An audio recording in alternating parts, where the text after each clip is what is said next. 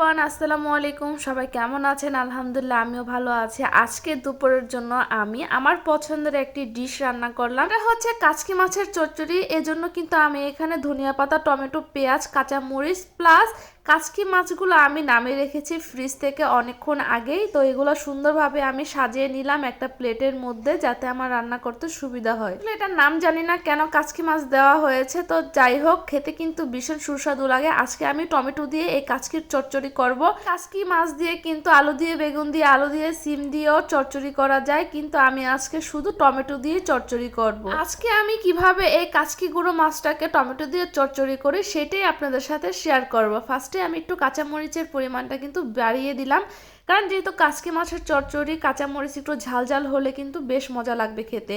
আর হলুদের গুঁড়ো, মরিচের গুঁড়ো দিয়ে দিলাম একটু বেশি করেই, কারণ যেহেতু কাচকি মাছ একটু সাদা সাদা হয়ে যাবে সেই জন্য। আর একটু আদা রসুন বাটা দিয়ে দিলাম। সবকিছু দেওয়ার পর মশলাটাকে আমি খুব ভালোভাবে কষায় নিব। কোনো তরকারি রান্না করার সময় কিন্তু মশলাটাকে ভালোভাবে কষায় নিলে কিন্তু তরকারিটার স্বাদ বেড়ে যায়। আর আমি একটু পরিমাণ মতো পানি দিয়ে দিব, যাতে মশলাটা পুড়ে না যায়।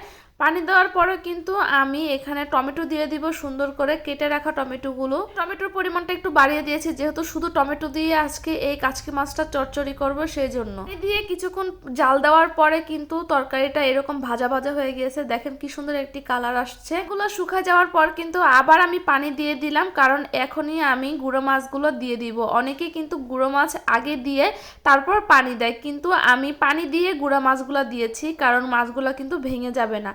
তো আমি দেখেন সেই মাছগুলো দিয়ে দিয়েছি। আর তরতাজা কাচকি মাছ থাকে তাহলে কিন্তু খেতে অনেক বেশি মজা লাগে। আর ফ্রিজে রেখে খেলে কিন্তু তেমন একটা মজা লাগে না। ফার্স্ট দিন যেদিন এনেছিল সেদিন তরতাজাটাই রান্না করেছি। আর এদিকে আমি একটু জিরের গুঁড়ো দিয়ে দিলাম। দেওয়ার পরে দেখেন কালারটা কি সুন্দর আসছে। আর একটু শুকনো শুকনো করব। শুকনো করার পরে আমি ধনিয়া পাতা দিয়ে দিব। ধনিয়া পাতা ছাড়া তো আমার চলে না। প্রত্যেকটা তরকারি রান্নার সময় আমি ধনিয়া পাতা দিতেই হবে আমার। রান্না করতেছিলাম, এত সুন্দর একটি মাছের স্মেল আসতেছিল। আসলে চচ্চড়িটা সবারই আমার জানা মতে পছন্দ। কার কার পছন্দ কমেন্ট করবেন। আমার কিন্তু বেশ পছন্দ। আমি তো ওয়েট করতেছিলাম কতক্ষণে আমি এই তরকারিটা দা ভাত খাবো। যাই হোক, তরকারিটা কিন্তু আস্তে আস্তে হচ্ছে। তরকারিটা না হওয়া আগ পর্যন্ত তো আর খেতে পারবো না, যতই খেতে ইচ্ছা করুক না কেন।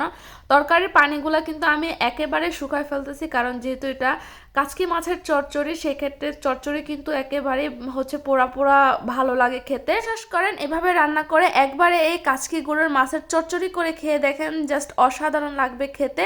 কথা বলতে কি, এক একজনের হাতের রান্না এক এক রকমের, এক একজনের হাতের রান্না এক এক রকমের স্বাদ। তো যাই হোক, আজকে দেখেন আমি কি সুন্দর একটি কাচকি মাছের আইটেম রান্না করে ফেলছি। তো আজকের ভিডিওটি এ পর্যন্ত। সবাই ভালো থাকবেন। আল্লাহ হাফেজ।